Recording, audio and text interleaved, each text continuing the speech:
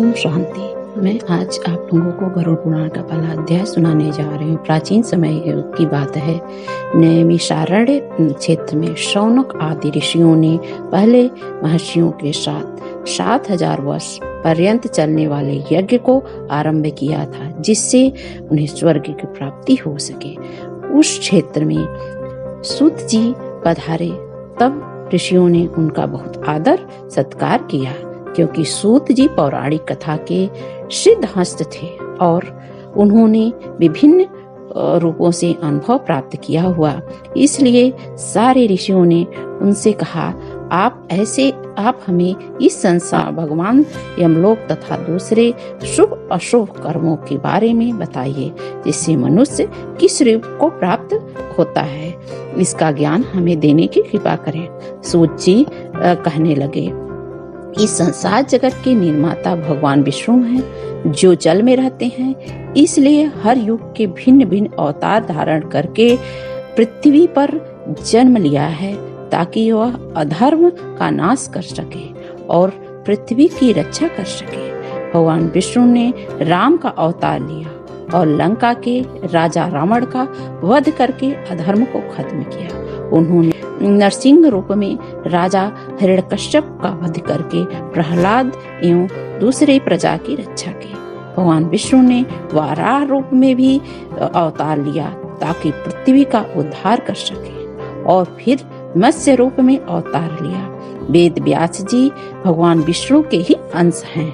वेद व्यास जी ने यह पुराणों की रचना की है। कहा जाता है कि एक सर्वोत्तम वृक्ष भगवान विष्णु है। उनकी दृढ़ मूढ़ धर्म, उनकी शाखाएं वेद है। उस वृक्ष के फूल रूप में यज्ञ को माना गया है और फल के रूप में मोक्ष को माना गया है। वह सर्वोत्तम वृक्ष रूपी भगवान विष्णु के सारे फल को मोक्ष देने वाला होता है। एक समय पार्वती जी ने भगवान शिव से पूछा, आप खुद ही एक भगवान हैं, इन संसार के रचयिता हैं, तो आप किस का ध्यान करते हैं? यह सुनकर के भगवान शिव ने कहा, मैं देवों, ऋषियों और का ध्यान करता हूँ। उनमें विष्णु ही सर्वश्रेष्ठ हैं। इस संसार में परम ब्रह्म भगवान नारायण विष्णु हैं और उन्हीं का मैं चिंतन करता हूँ। भगवान विष्णु ही अनेक रूप में अवतार लेते हैं और परम ब्रह्म है। भगवान विष्णु ही अनेक रूप में पृथ्वी पर अवतार लेके अधर्म का नाश करते हैं, धर्म की स्थापना करते हैं। इस प्रकार भगवान शिव ने पार्वती जी को भगवान विष्णु को महिमा बताई थी। विष्णु पुराण का पहला अध्याय शिव पुराण अध्याय इस प्रकार। तब ऋषियों ने दूसरे बातें जानने की उत्सुकता हुई।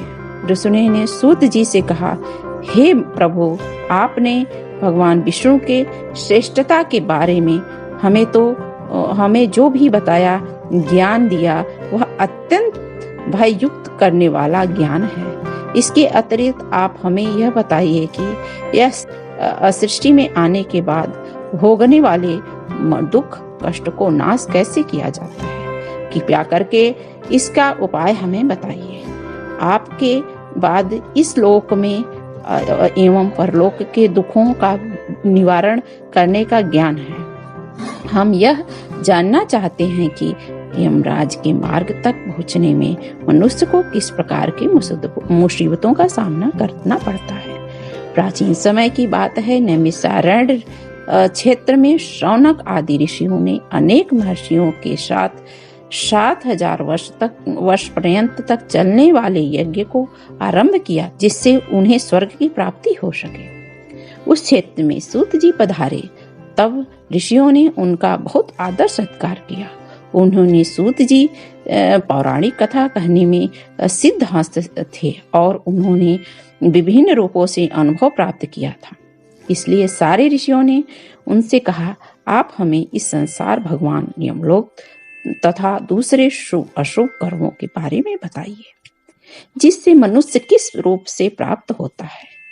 इसका ज्ञान हमें देने की कृपा करें। सूत जी ने कहा, इस संसार जगत के निर्माता भगवान विष्णु हैं, जो जल में रहते हैं। इसलिए उनका नाम नारायण है। वह लक्ष्मी के पति हैं। भगवान विष्णु ने हर युग में विभिन्न विभिन्न अवतार लिया है ताकि अधर्म का नाश कर सके, पृथ्वी की रक्षा कर सके। भगवान ने अनेक प्रकार के अवतार लिया है। तब ऋषियों की दूसरी बातें जानने की उत्सुकता हुई। ऋषि ने सूत जी से कहा, हे प्रभु, आपने भगवान विष्णु के श्रेष्ठता के बारे में हमें तो ज्ञान दिया, अत्यंत भय मुक्त करने वाले ज्ञान है। इसके अतिरिक्त आप हमें कुछ और बताइए। इस सृष्टि में जाने आने के बाद भोगने वाले दुख कष्ट को नाश कैसे किया जा सकता है? कृपा करके उसका उपाय बताइए। आपके पास इस लोक और परलोक के दुखों का निवारण करने का ज्ञान है। हम जानना चाहते हैं यमराज के मार्ग तक पहुंचने में मनुष्य को किस प्रकार की मुसीबतों का सामना करना पड़ता है। सूत जी ने कहा, एक समय पर गरुड़ जी ने भी ऐसा ही भगवान विष्णु जी से प्रश्न किए थे। उस समय भगवान ने भी जो ज्ञान दिया था वह ज्ञान मैं आप लोगों को दूंगा। यम का मार्ग बहुत कठिन होता है, किंतु आप अगर अपने कल्याण के लिए यह जानना चाहते हैं तो मैं आप लोगों को इसके बारे में बताता हूँ। गरुड़ जी ने भगवान विष्णु जी से पूछा कि आपके नाम की आराधना करना तो अत्यंत सरल है, आपकी भक्ति करने के उपरांत भी मनुष्य नरक में क्यों जाता है? आपकी भक्ति के भिन्न भिन्न मार्ग और गतियां हैं, फिर भी मनुष्य जब अपनी भक्ति से वंचित रह जाता है तो उन्हें यह दुर्गम मार्ग में कैसे मिलता है और इसके कष्ट क्या हो सकते हैं? पाप करने वाले पापियों को किन प्रकार की दुर्गति प्राप्त होती है और किस प्रकार के रूप में नरक में मिलता है? आप मुझे कृपा करके बताइए। ऐसे पूछने पर भगवान विष्णु ने गरुड़ जी को कहा, हे गरुड़, मैं तुम्हें यम के मार्ग का ज्ञान देता हूँ। इसी मार्ग से पापी लोग यमलोक को प्राप्त करते हैं। इसका वर्णन अत्यंत भयानक है। जो मनुष्य उग्र स्वभाव के होते हैं, धन और मर्यादा के ज्ञान जिसे नहीं होता है, जिसको संसार में मोह माया और वो मनुष्य अपवित्र होते हैं और वही नरक लोक में जाते हैं। ज्ञानवीर मनुष्य मोक्ष को प्राप्त करते हैं और पापी लोग कष्ट पूर्वक यम की पीड़ा भोगते हैं, कुछ भोगते हुए नरक में जाते हैं। दुष्ट और पापी लोगों को इस संसार में किस प्रकार के दुख मिलते हैं, उनकी मृत्यु किस प्रकार की होती है, उसका ज्ञान मैं तुम्हें देता हूँ। इस संसार में जब मनुष्य जन्म लेता है तब वह अपने पूर्व जन्म के कर्म के हिसाब से उसे शुभ अशुभ का फल भोगना पड़ता है।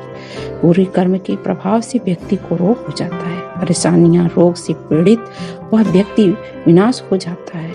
व्यक्ति कितना भी बलवान हो, युवा अवस्था में उसकी पत्नी पुत्र होने के बावजूद वह अचानक भय से भयभीत होने लगता है। काल उसको घेर लेता है।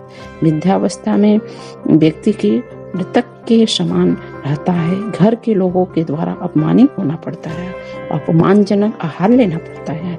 आहार लेने की शक्ति कम हो जाती है। इसकी वजह से चलने फिरने की शक्ति भी कम हो जाती है। कफ के कारण स्वर्ण नलियां चल नहीं पाती हैं। स्वास्थ्य बिगड़ने लगता है, खटिया पे पड़ा रहता है। मृत्यु निकट आ जाती है। मृत्यु के निकट आने पर देवता जैसे मनुष्य की दृष्टि भी दिव्य हो जाती है। मरते समय पापी के पांचों तत्व अपने स्थान छोड़ देते हैं और उनका एक क्षण भी मुश्किल से बीतता है। मनुष्य को इतना पीड़ा सहन करना पड़ता है जितनी कि बिच्छू के काटने से मिलता है। सौ को ले जाते समय राम नाम सत्य है क्यों बोला जाता है? क्योंकि दूतों के भय से, उनकी मोह से जो जाग करके लार निकलते हैं, ऐसे में पापियों के प्राण जब निकलते हैं तब उनको यमदूत मिलते हैं। यम के लाल नेत्र होते हैं और मुख भयानक होता है। उस समय यमदूत अत्यंत क्रोधित होते हैं। उनके हाथों में पास और दंड होता है। वह दांतों को पीसते हुए और मनुष्य को घसीटते हुए, काले मुख वाले, नख विशाल वाले, उसको देख के प्राणी भयभीत होकर के मल मूत्र का त्याग करने लगता है। ऐसी अवस्था में जीव शरीर से निकल जाता है और मोह में अपने घरों को देखता है।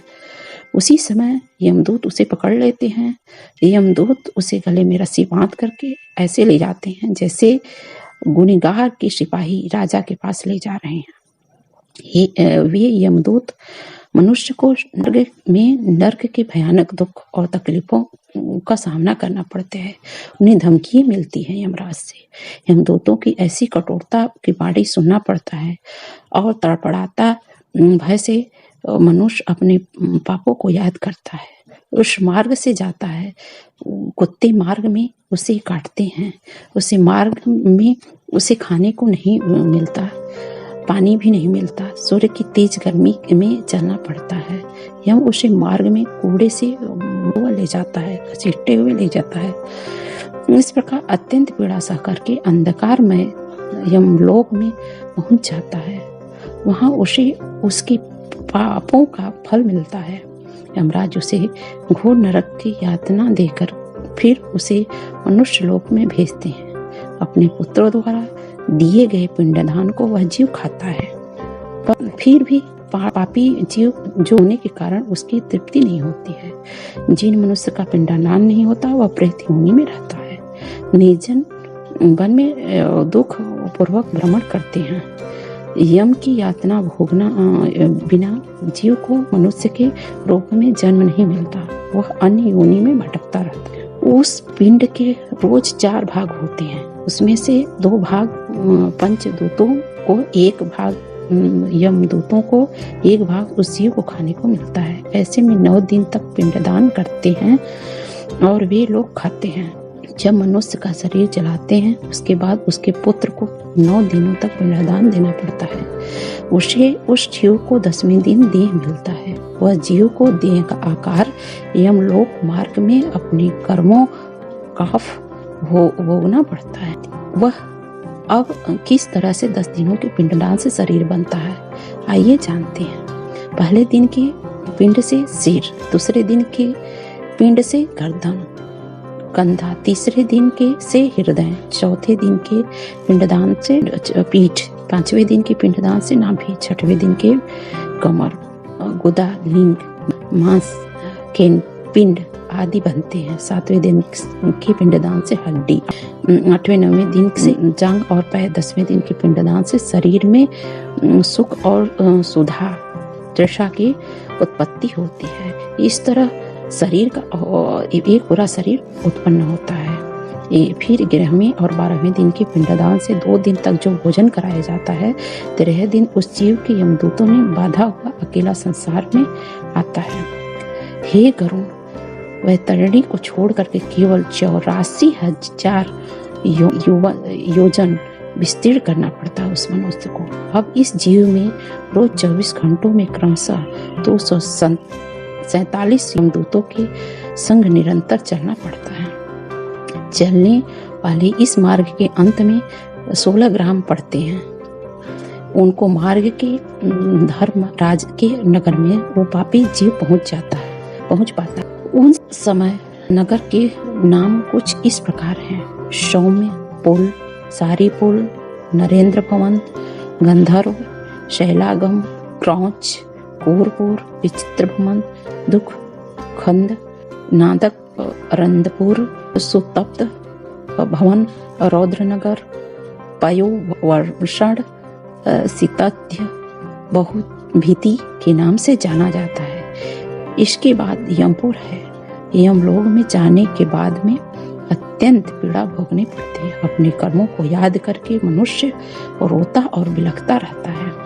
अपने कर्मों के विषय में चिंतन करता रहता है। अनेक दुखों को भोगते हुए वह सोचता है कि ऐसा बुरे कर्म हमने क्यों किया और दोबारा हमें जन्म मिले तो हम भूल कर भी यह कर्म न करें और भगवान को याद करें।